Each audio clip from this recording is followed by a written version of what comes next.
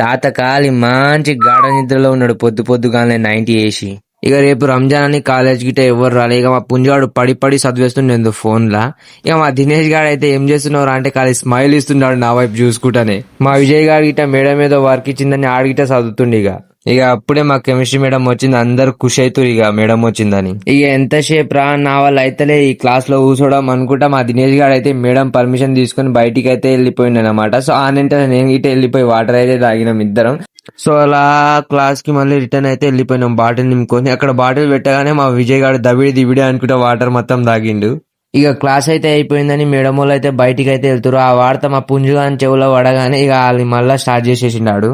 ఇక రేపు రంజాన్ అని అందరికి తెలిసిందే కదా, అందుకే మా వాళ్ళు అందరు ఈ రోజు మధ్యాహ్నం వెళ్ళిపోతారు. సో మా తరుణ్గాడు అయితే మోడల్ కటింగ్ చేపించుకొని కాలేజ్కి అయితే వచ్చిండు. సో ఆడు మొత్తం పండు కొద్ది లెక్కనే అనిపిస్తుండు. ఇక మా దినేష్ గాడు తరుణ్గానికి పోయి నీ కటింగ్ అలా ఉంది ఇలా ఉందని గెలిపితే ఆ డైరెక్ట్ సీరియస్ అవుతున్నాడు. ఇక ఆ తరుణ్గాని గోకనికి మెల్లగా విజయ్ గిట వచ్చిండు. ఇక పుంజుగాడు బోయా కొట్టిందని ఆయన సంతోషంలో ఆడే ఉన్నాడు. సో మా పుంజుగానికి ఈ రోజు ఏదో గట్టిగా జలాకియాలని ఆయన ఫోన్ అయితే గెలికినాం అన్నమాట ఛార్జింగ్ ఎక్కేటప్పుడు. సో ఆడు పోయి ఛార్జింగ్ అయితే ఆన్ చేసింది. ఇక అంతే అక్కడ ఖతం టాటా బాయ్ బాయ్.